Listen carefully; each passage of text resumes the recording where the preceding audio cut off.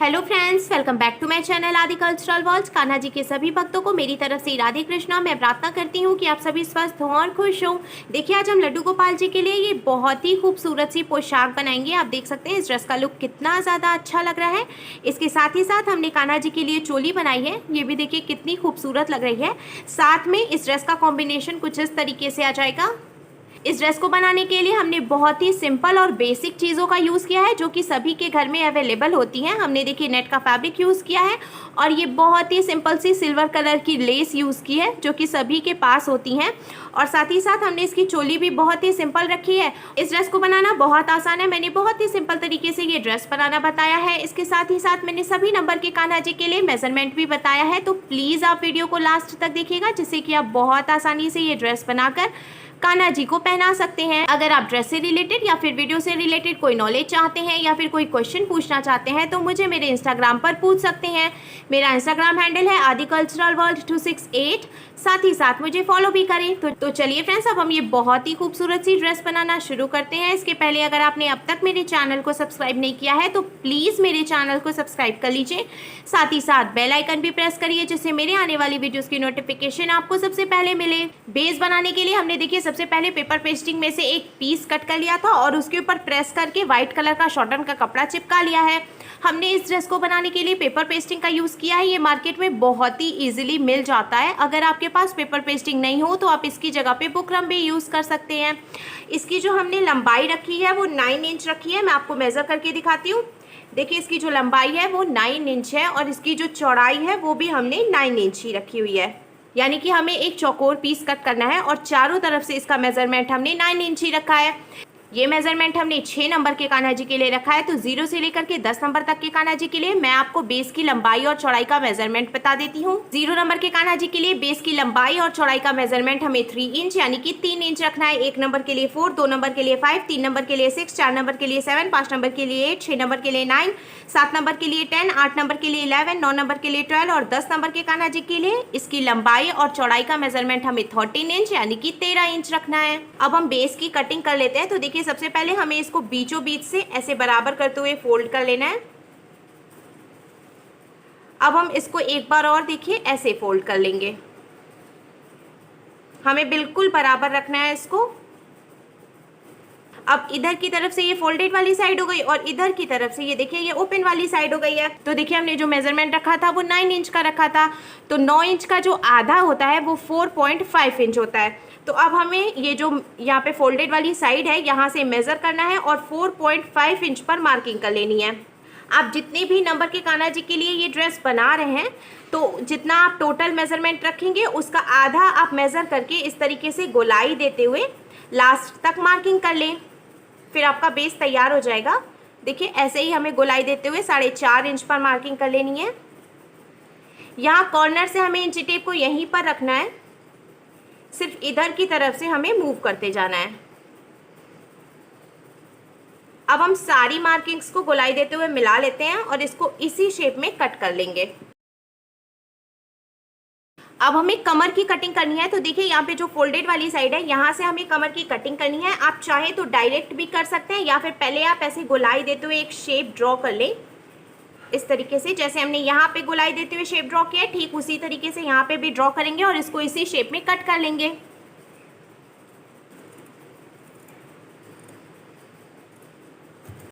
अब हम इसको ओपन करेंगे। तो ओपन करने पे देखिए इसका शेप बिल्कुल परफेक्ट आएगा। आप देख सकते हैं ये बिल्कुल गोलाई में आया है और ये जो हमने कमर की कटिंग की है ये भी बिल्कुल परफेक्ट आया है। अब हमें कमर की जो हमने कटिंग की है यहाँ से यहाँ तक सीधे एक कट लगा लेना है। तो आप इसको पलट कर चाहे तो पीछे की तरफ से एक मार्किंग कर सकते हैं, फिर कट लगा सकते हैं या फिर आप डायरेक्ट भी यहाँ पर कट लगा सकते हैं। अब ये जो हमने देखिए कटिंग की है यहाँ से हमें सिलाई लगाना शुरू करना है और चारों तरफ से सिलाई लगाते हुए कमर के भी चारों तरफ से एक सिलाई लगा लेनी है जिससे कि इसमें मजबूती आ जाएगी। चारों तरफ से हमने देखिए इसके ऊपर सिलाई लगा ली है। अब इसमें अच्छे से मजबूती आ गई है और कपड़ा भी निकलेगा नहीं। अब हम नेट का फैब्रिक कट करेंगे। व्हाइट कलर के नेट के फैब्रिक में से हमने देखिए एक लंबा सा पीस कट कर लिया है। इसकी जो टोटल लंबाई है वो हमने 90 इंचेस यानी कि 90 इंच रखी है और इसकी जो चौड़ाई है वो हमने 4 इंच यानी कि 4 इंच रखी है। अब मैं आपको बता दूं कि देखिए ये जो हमने बेस की कटिंग की थी ना, तो हमें कमर से लेकर के यहाँ तक इसको मेज़र कर लेना है। आप देख सकते हैं इसकी जो चौड़ाई है वो लगभग 4 इंच आ रही है। हमें इसको इससे छोटा नहीं कट करना है, थोड़ा सा बड़ा हो सकता है क्योंकि उसको हम बाद में कट करके सेट कर लेंगे। तो इसकी जो चौड़ाई है देखिए वो 4 इंच है, इसीलिए मैंने ये जो नेट का फैब्रिक कट किया है इसकी चौड़ाई भी 4 इंच ही रखी है। आप जितने भी नंबर के कान्हा जी के लिए ये ड्रेस बना रहे हैं तो आप जब बेस की कटिंग कर लें तो कमर से लेके यहाँ तक इसको मेज़र कर लें। जितना भी मेजरमेंट आएगा उतनी ही चौड़ाई आपको नेट के फैब्रिक की भी रखनी है। अगर आपके पास इतना लंबा कपड़ा नहीं हो तो आप इसको पीसेस में कट करके जॉइंट भी कर सकते हैं। हमने भी देखिए इसको पीसेस में कट करके जॉइंट किया हुआ है और मैंने इतना लंबा कपड़ा कट किया है क्योंकि जितना ज़्यादा लंबा कपड़ा होगा उतनी ही अच्छी घेर भी आएगी। अब हमें इसमें देखिए प्लेट्स डालने हैं, तो हमें इसको यहाँ किनारे से रखना है इस तरीके से। ऐसे हमें दोनों तरफ से इसको देखिए पकड़ना है और ऐसे एक प्लेट डाल लेनी है। फिर इसके बाद दूसरी प्लेट में भी हमें यहाँ पे देखिए दोनों तरफ से इसको पकड़ना है और एक के ऊपर एक रखते हुए थोड़ी सी जगह हम यहाँ से छोड़ देंगे और ऐसे बराबर रखते हुए हमें यहाँ पे सिलाई लगानी है। ऐसे ही पहले आप 3-4 प्लेट्स डाल लें, देखिए एक के ऊपर एक रखते हुए इस तरीके से बिल्कुल बराबर में थोड़ी थोड़ी सी जगह हमें छोड़ते जानी है। ऐसे प्लेट्स रखने के बाद फिर आप यहाँ से सिलाई लगा लें। इसी तरीके से हमें सारी प्लेट्स डाल लेनी है।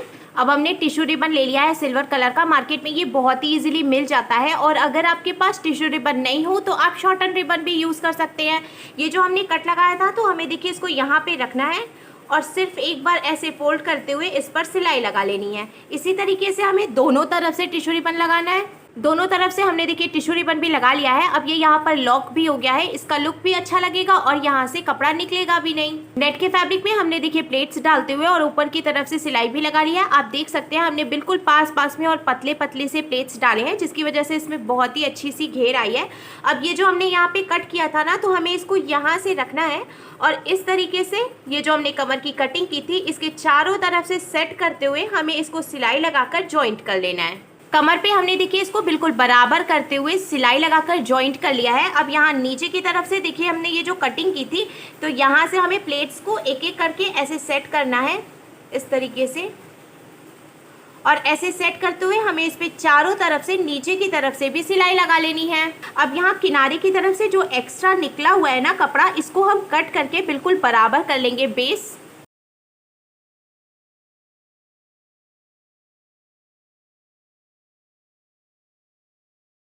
अब हमने ये सिल्वर कलर की पतली वाली लेस ले ली है। आप देख सकते हैं ये कितनी अच्छी लेस है और मार्केट में बहुत ही इजीली मिल जाती है। नॉर्मली सभी के पास इसमें की लेस ज़रूर होती है। अब देखिए हमें ये जो हमने लेस ली है इसको यहाँ पे रखना है कमर पर और इस तरीके से रखते हुए कमर की चारों तरफ से लगा लेना है, जिससे कि हमने जो सिलाई लगाई है वो भी ढक जाएगी और ड्रेस का लुक भी अच्छा होगा। इसके साथ ही साथ हमें देखिए इसको किनारे पर रखना है, यहाँ से बिल्कुल नीचे की तरफ से, और इस तरीके से रखते हुए हमें किनारे से भी चारों तरफ से लेस लगा लेनी है। लेस लगाने के बाद अब देखिए बेस बनकर बिल्कुल तैयार है। अब हमने सिल्वर कलर की डोरी में से 2 पीसेस कट कर लिए हैं। अगर आपके पास इसमें की डोरी नहीं हो तो आप शॉर्टन रिबन भी यूज़ कर सकते हैं या फिर आप चाहिए तो खुद से डोरी बनाकर भी यूज़ कर सकते हैं। इसको देखिए हमने ये जो कटिंग की थी तो एक डोरी का पीस हमें इस तरफ लगा लेना है और दूसरा जो डोरी का पीस है उसको हमें इस तरफ से जॉइंट कर लेना है। अब हमें इस तरीके से कुछ पेटल्स बना लेने हैं। पेटल बनाने के लिए हमने स्काई ब्लू कलर के नेट के फैब्रिक में से एक पीस कट कर लिया है। इसकी जो लंबाई है वो हमने 2 इंच रखी है और इसकी जो चौड़ाई है वो भी हमने 2 इंच ही रखी है, यानी कि हमें बिल्कुल चौकोर पीस कट करना है। अभी देखिए इसको हमें बीच में से एक बार ऐसे फोल्ड करना है, फिर एक बार और हम इसको ऐसे फोल्ड कर लेंगे।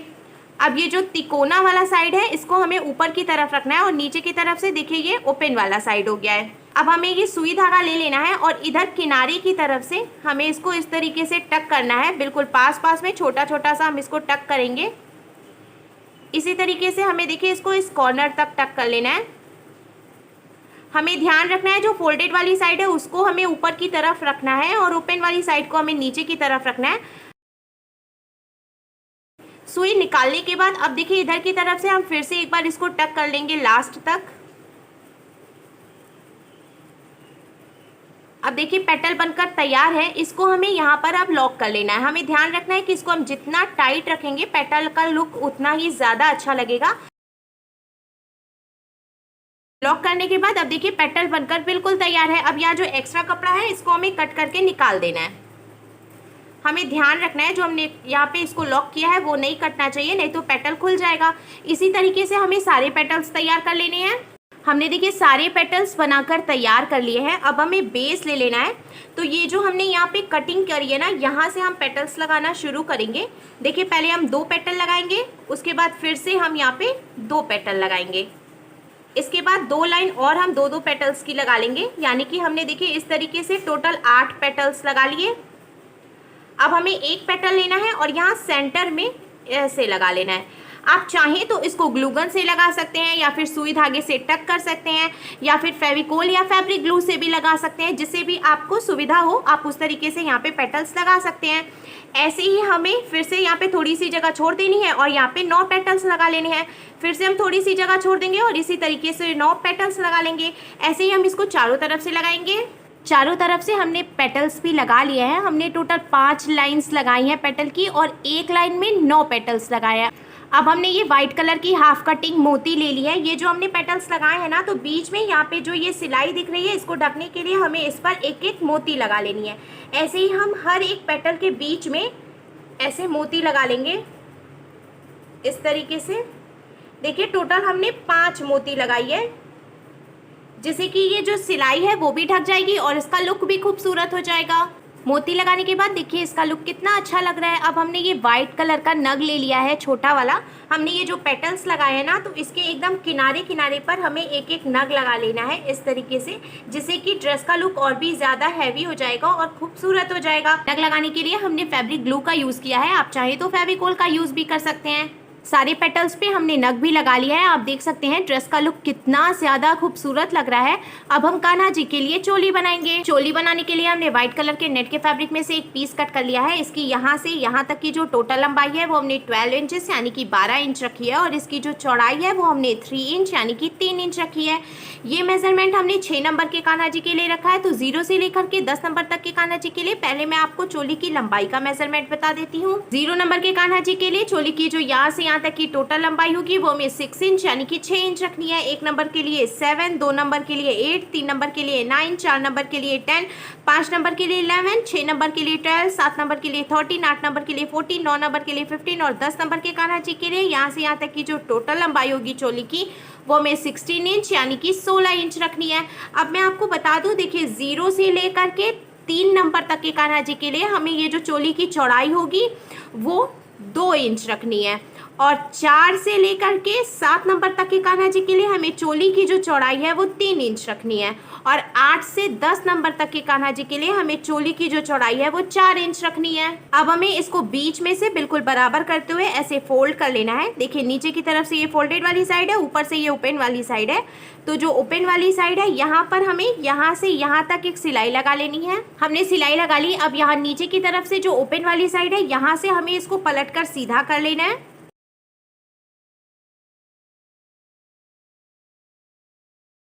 पलटकर सीधा करने के बाद अब हमने ये सिल्वर कलर की लेस ले ली है, जो कि हमने ड्रेस में भी लगाई थी। इसको हमें देखिए यहाँ से लेकर यहाँ तक लगा लेना है, और इस तरफ से यहाँ तक लगा लेना है। दोनों तरफ से लेस लगाने के बाद अब हमें इसको बीच में से बिल्कुल बराबर करते हुए फोल्ड कर लेना है, और यहाँ सेंटर से कट करके इसको 2 पार्ट्स में डिवाइड कर देना है। अब देखिए हमें इसको एक के ऊपर एक करते हुए रखना है इस तरीके से, और यहाँ से सिलाई लगाकर हम इसको जॉइंट कर लेंगे। इसके साथ ही साथ हमें बीच में भी 1 इंच ऊपर तक इसको यहाँ से यहाँ तक सिलाई लगाकर जॉइंट कर लेना है। जॉइंट करने के बाद हमने देखिए सिल्वर कलर की डोरी में से एक पीस कट कर लिया है। इसको हमें यहाँ नीचे की तरफ से सेंटर में रखना है, बिल्कुल बराबर करते हुए, और सिर्फ एक बार ऐसे फोल्ड करते हुए देखिए इस तरीके से, और इस पर सिलाई लगाकर डोरी जॉइंट कर लेनी है। अब देखिए हमने ये 3 पेटल्स ले लिए हैं, इसको हमें यहाँ पर इस तरीके से लगा लेना है, और इस पर हम मोती और नग लगा लेंगे।